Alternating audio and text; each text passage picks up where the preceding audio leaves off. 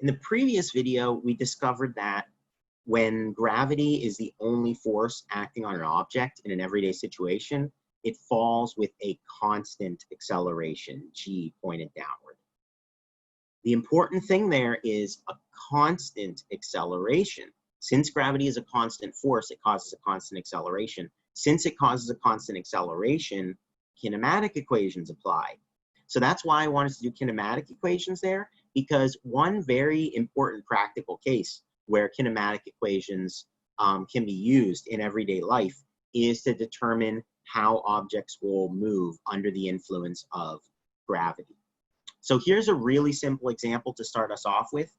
Let's say that we have a 0.5 kilogram block and it falls off of a shelf from rest.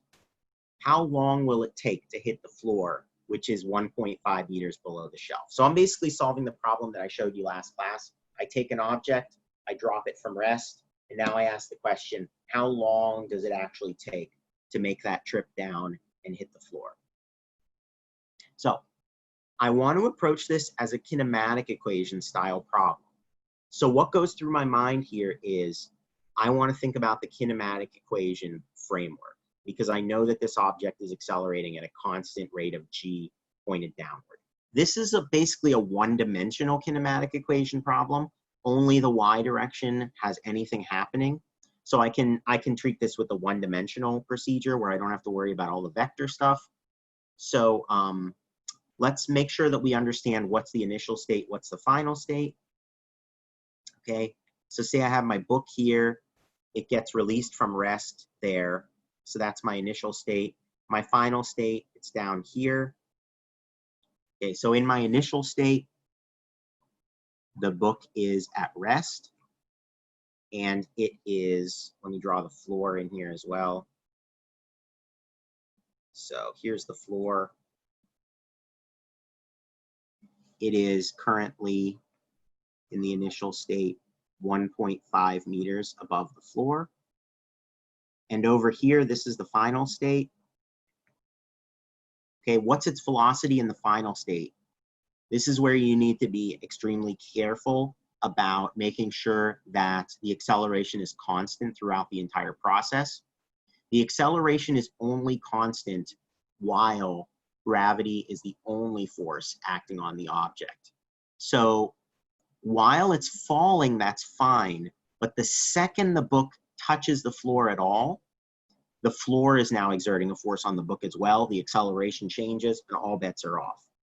So be very careful about the fact that in the final state, its velocity is not zero because it hasn't actually hit the floor yet. It's about to hit the floor. So it has a final velocity, which is an unknown final velocity in the final state, but I can guess that it's pointing downwards. So there's my initial state and my final state, and I'm going to call up as the positive direction, which personally I like to do. And this is actually an example of a problem where maybe that's not the best choice, but it'll still work as long as I stick with it conscientiously. So what do I have here? Let me reread the question with my mind focused on the kinematic variables. Okay. A 0.5 kilogram book. Is mass a kinematic variable? No. So ignore that for now. Falls from a shelf 1.5 meters above the floor. Clearly that's telling me the object's displacement. I'm just going to call this the x direction, even though it's vertical, just because I don't want to have to change from x to y. As a result, I'm going to have delta x. Is delta x positive 1.5 meters or negative 1.5 meters? So there you need to just double check in the back of your mind, what's the definition of displacement? Displacement points from the initial state to the final state, which means the displacement vector actually points downwards because the book traveled downward throughout this process. So the displacement is actually in the negative direction. So it's negative 1.5 meters. Okay, it falls from rest. So that's my initial velocity. How long will it take to hit the floor? That means what I'm solving for is time. But that's not enough knowns. Where's my third known? The third known is implicit in the fact that it's falling under the influence of gravity, so I know its acceleration.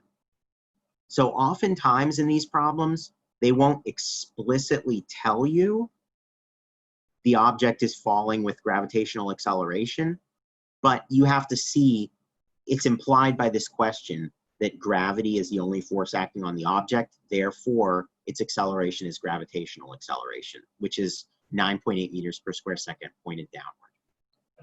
There's my third known. So now I feel good. I have 3 knowns, 1 unknown. Now I can choose a kinematic equation. The one I'm going to want to pick here, consult your list of 5 equations. You'll find that the right choice, I believe, would be delta x equals VOT plus 1/2 AT squared.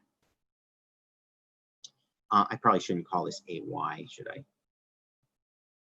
Because I'm being confusing about what's X and what's Y. But anyways, this is all in the same direction.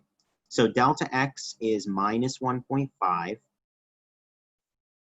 This whole term disappears because the initial velocity is 0. So it's t multiplied by 0 is 0. And then I have plus 1/2 times negative 9.8 times t squared. T is my unknown. So that's a solvable problem. I can solve for t. Notice here, the 2 negative signs are going to cancel out as expected because I have t squared. So I better not get t squared equals to negative something because that doesn't make any sense. But the 2 negative signs will naturally cancel out here. And I end up with 1.5 times 2 is 3. So 3 over 9.8 is t squared.